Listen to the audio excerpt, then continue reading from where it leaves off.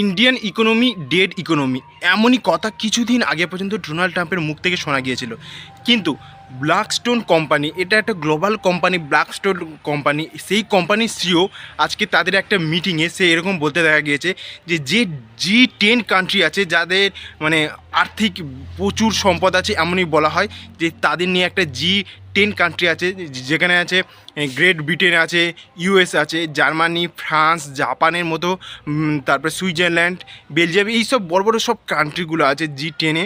ওই সব কান্ট্রি থেকেও সবথেকে এখন ভালো ইনভেস্টমেন্ট করা যায়, সবথেকে ভালো গ্রোথ এখন ইন্ডিয়ায়। তাই সমস্ত মানে ব্ল্যাকস্টোন কোম্পানি থেকে সমস্ত কোম্পানিকে ওখানে বলতে শোনা গিয়েছে যে ইন্ডিয়া ইনভেস্টমেন্ট করতে। ইন্ডিয়ান ইকোনমিক এখন সবথেকে হচ্ছে বুস্ট দেখা যাচ্ছে, আর সেই ইকোনমিকে ডোনাল্ড ট্রাম্প বলছে যে এটা ডেড ইকোনমি। প্রথমে এই ভিডিওটা দেখে নাও। Third stop, leaving the United States here. India. This is the G10, clearly the fastest growing country. There's been some, obviously, tension geopolitically recently, but this is a country that is investing massively in physical infrastructure, legal, capital markets infrastructure. There is a rising middle class here. This is a place we particularly like. Donald ট্রাম্পকে কিছুদিন আগে পর্যন্ত বলতে দেখা গিয়েছিল যে Indian economy হচ্ছে dead economy, তারপরে ও ব্ল্যাকস্টোনের মতো কোম্পানি এমন করে বলছেন, তার ভিডিওতে দেখতে পাচ্ছ।